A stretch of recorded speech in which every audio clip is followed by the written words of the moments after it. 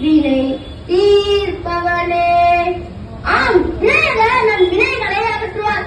அறிவியல் நம் அறியாமையை அகற்றும். இங்கு கூடியுள்ள ஆன்றோர்களுக்கும் சான்றோர்களுக்கும் என்னை போன்ற மாணவர்களுக்கும் நம்மை காக்கும் விநாயகருக்கும் முதற்கண் என் வணக்கத்தை கூறி எனது உரையை துவங்குகிறேன். ஒவ்வொரு வினைக்கும் சமமான எதிர்வினை உண்டு.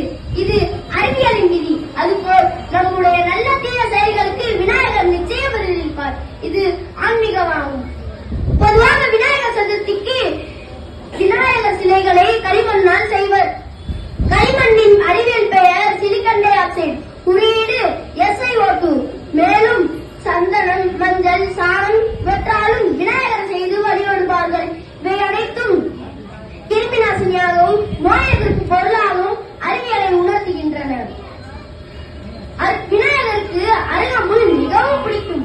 அருகம்பில்லின் அறிவியல் மருத்துவ பயன்கள்: தோல் நோயை குணப்படுத்தும், கண்ணீரச்சலை செய்யும், புண்களை ஆற்றும், வயிற்றுப்போக்கை நிறுத்தும். அருகம்புல் மீது நடந்தால் நம்முடைய நரம்பு நாளங்கள் தூண்டப்பட்டு உடலுக்கு புத்துணர்ச்சியை தரும்.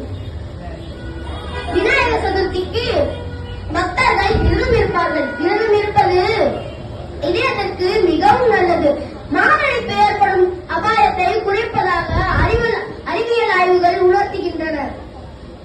விநாயகரை ஆலமரம், அரச மரம், வன்னி மரம், சந்தன மரம், வேப்ப மரம் என பல மரங்கள் கீழ் வைத்து வழிபடுவோம். ஆலமரம் ஆக்சிஜனை கொடுக்கும். அரச மரம் பிள்ளை பாக்கியத்தை கொடுக்கும். வன்னி மரம் பெண்கள் பிரச்சனையை தீர்க்கும். சந்தன மரம், வேப்ப மரம் உடலுக்கு குளிர்ச்சியை தரும்.